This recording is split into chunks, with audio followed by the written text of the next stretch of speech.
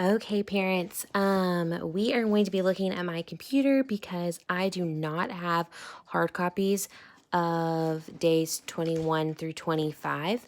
Um, so I'm going to just walk through this packet for you. As always, you're going to have this checklist in the front of the packet. This is just in case you are the type of person who wants to be able to go back and check off each item as you go through it. It'll also have the specials listed for that day. And as always, our kindergarten website for video links. However, I do have the all of these links that are listed right here in the technology section.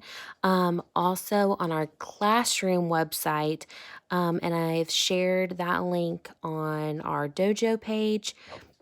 And I've also shared that link and have it pinned to the very top of our Facebook group. So, this part almost acts as a lesson plan. So it tells you kind of the overarching section and the activity to go with it, along with the technology. So for ELA, we have our phonological awareness warm up for day 22. Mrs. Power, our reading interventionist, has designed these for all of our NTI packets. She is so gifted at this part. These are supposed to be done without the child, remember, without the child seeing the words. It's all about listening to the sounds in the words. So they don't need to be looking over this page. This is more of a script for you, the parent, or whoever is working with the child. Here we have write about which season you like better. Remember to tell why you like that one better. So we've given them two choices. Obviously, we have winter or summer. An appropriate sentence would be, I like winter, period. I like winter so I can build a snowman, period. Or I like winter because I like building snowmen. When they're writing, encourage them to remember our clues. This goes with our phonics and writing program. We talk about how our letters all need to sit on the grass line. We walk on the grass. We don't float up in the sky.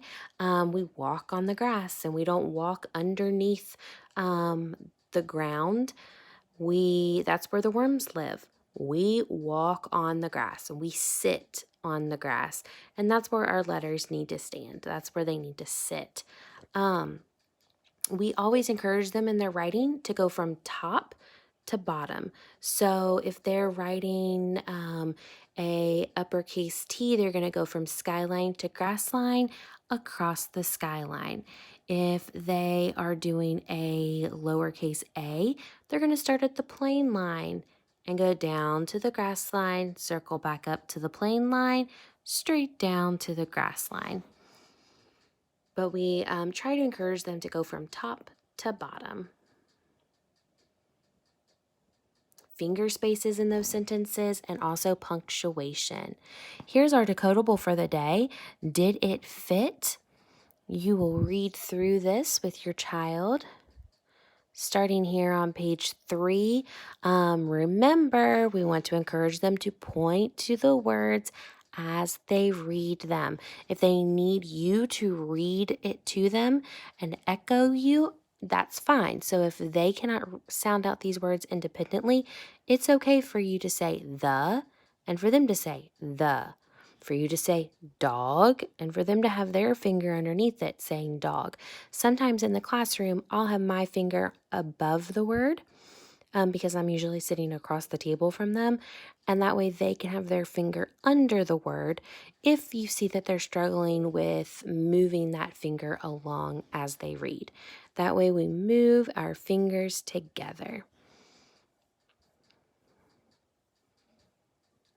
After reading the story, we're going to do this phonemic awareness. It goes along with our story. The teacher instructions are have students draw a line from the picture of the fish to the pictures that have a short I sound in the beginning or middle of the word. Remember that short I sound says I. So we're going to go from the f, ish, to, well, let's see, igloo. That has a short I sound in the beginning or middle of the word. Cheese. That does not. Pickle. That has a short I sound in the beginning or middle. Jug. That does not. Pig. That has a short I sound in the middle. Pin. That has a short I sound in the middle. So we would draw lines to these pictures that have that short I sound in the beginning or middle of the word. Right? This is a word search, and this can be very difficult for students. So they will need for you to really support them. It says have students read each sentence and write a word with the I sound in the blank to complete the sentence. Then have them find the words in the word search.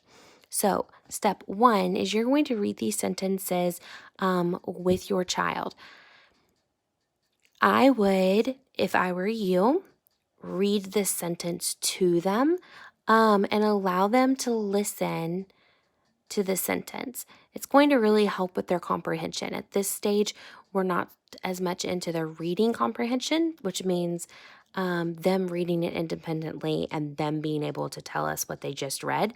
We're still learning how to read the words correctly. So you read them the sentence and let them listen to the sentence. So read, I can on the mat. What do you think that word is?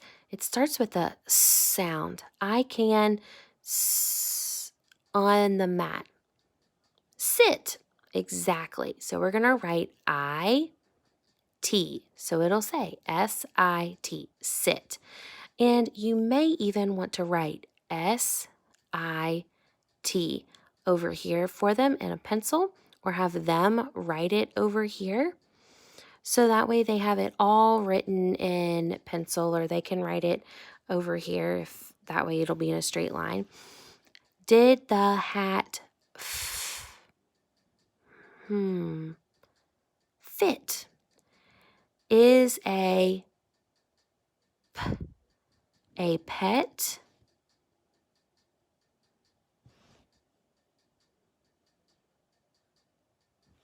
well, most of them or some of them may look at this picture and say pup or puppy. But it has to have a short I, so the correct word is pig. The dog can dig. He me. Has to have that short I. Hit me. After you've written those 5 words, they're going to come back up here and they're going to practice finding them. Now, if we were in school right now, practicing word searches is something that I would be teaching them how to do. It's something that'll come up in later grades. And for myself, sometimes I'll tell them, look at the word sit. Now just glance at this really fast and see, do you see S-I-T anywhere? And some of them are going to automatically be able to see sit. Some of them are not. And so we learn to start at the top and look for that letter S. Oh, I found the letter S. Now, do I have an I? Oh, there's an I. Do I have a T? Oh no. S-I. That's not gonna work. Let me keep going. There's another S. Do I have an I? There's an I. S-I-T. And then let's circle it. And when we go back down here, we're going to cross off sit. so we know we've already found it. You'll also have this phonics practice sheet. This is just so that they'll practice their blending of those words. So you'll practice sounding out all of these words. This is review from past books. New high frequency words, so that's like our gumball words, our sight words. Reviewed high frequency words. These have been in other books that they've read. Phrases from the book that they just read, and then 2 sentences from the book that they just read. Here is the list of Dolch Pre-Primer. This is only for East and South, so ignore it. Here are our fry words, and these are all 100. Remember, we broke them apart and did group 10 lists of 10. This is the whole of 100. So feel free to break them apart. And I've shared pictures of those lists. You're going to take 2 of those sight words, or you're going to write 2 sentences, and there needs to be at least 1 of the words from this list in your sentence, in each sentence. Now, when we write in the classroom, I encourage them to use at least 3 words in a sentence. 4 words is best, and 5 or more words is an awesome sentence. Here is handwriting, writing each word 2 times each. We really want their words and letters to look just like this. And we've even asked, why is the B capital? Just ask them that question when they write there, to practice understanding that names always begin with a capital letter. These are self-explanatory.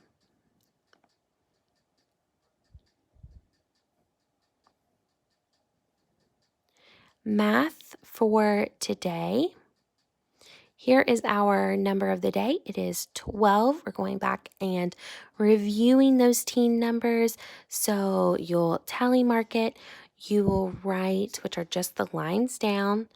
Draw it. Draw 12 items. It could even just be circles. 12 plus 1 equals 13. 12 minus 1 equals 11. Show 12 on the 10 frame, and I'm encouraging you, make sure they fill in that 10 frame at the top first, and then just 2 at the bottom. And down here, we're going to write the number 12, and then 13, 14, 11, 10. Here are some addition facts to practice. You can let them write the answer or the sum beside it, but equals 4. Or they can just write 4 underneath it, and then they can color those clouds. 4 for blue. If the answer is 5, then it's yellow. Solve each equation. Use the hearts below to help you. So they can cut these out if you have scissors at home, although I do believe most packets are double-sided. So using their fingers is always okay. The thing that we're going to want to continue to practice with them is remembering that this minus sign means you're taking away. It means I have 3 of something. I'm taking 2 away. How many do I have left? They can use their fingers. That's totally okay. You can also give them some manipulatives. Anything you have laying around the house, buttons or spoons, just pieces of paper, blocks, cars, toy cars, things that they can put 3 of them in front of them, take 2 of them away, and see how many they have left in front. All right, this will be your Envisions lesson, and the directions are always at the bottom. By now, you all probably feel like pros. And we will just be working on those teen numbers, making a group of 10, and then how many more. And then you'll have your art at the end. And that is the directions for Tuesday's NTI packet, day 22.